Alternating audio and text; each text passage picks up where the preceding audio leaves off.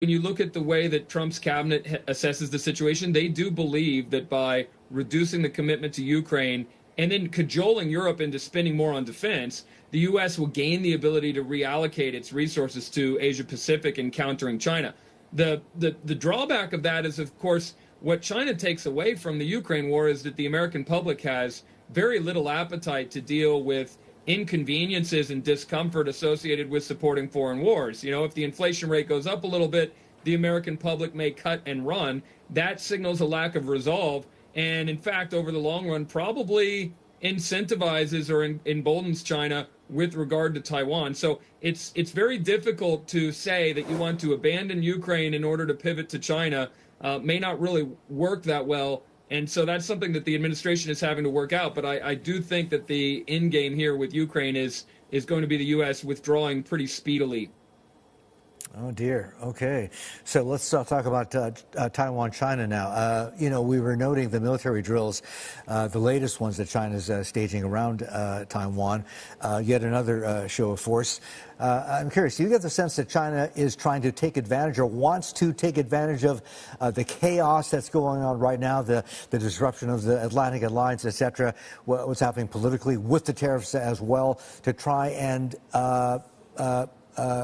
guess, gain influence, potentially even do something against Taiwan? That is something that folks are a little nervous about.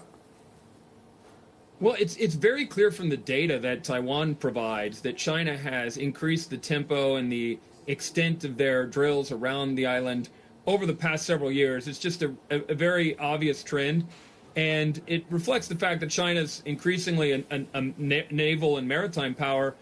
Also that their primary national security objective is to neutralize Taiwan. But it also could well have to do with some of the developments in the U.S. When you think about it, since Trump came to office, we've had military drills in the Tasman Sea as well as around Taiwan.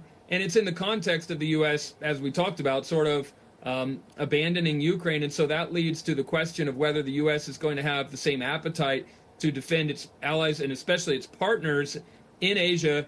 China would like to test and find out how much appetite the U.S. has to do that. And interestingly, Taiwan and U.S. allies and partners do want to test the U.S. as well. Taiwanese president has had some very fiery language toward Beijing, calling them a hostile foreign force.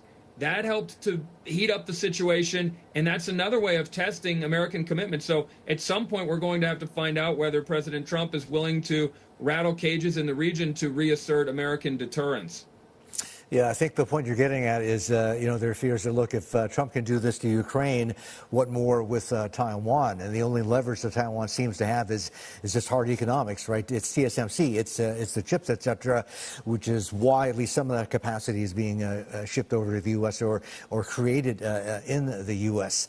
I guess, if we connect the dots, the rest of Asia, including allies, and I'm talking here about South Korea, talking about Japan as well, they at some stage, probably even now, have got to be thinking about, just in case, U.S. nuclear umbrella, but we ought to be thinking about arming up ourselves in terms of weaponizing nuclear. I mean, that's not a stretch of the imagination at all, is it?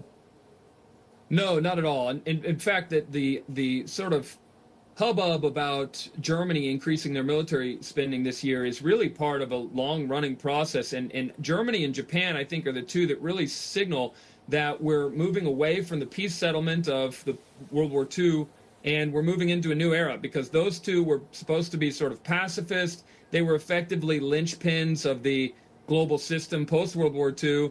Obviously, they've been developing fighting forces over the past 80 years. But increasingly, they're doing that on their own time, and they're really lifting their defense spending relative to their overall economic output in the past 5-10 years. And it reflects the fact that China's emergent, that makes Japan nervous. Russia has been aggressive, makes Germany nervous. They violated a lot of past agreements.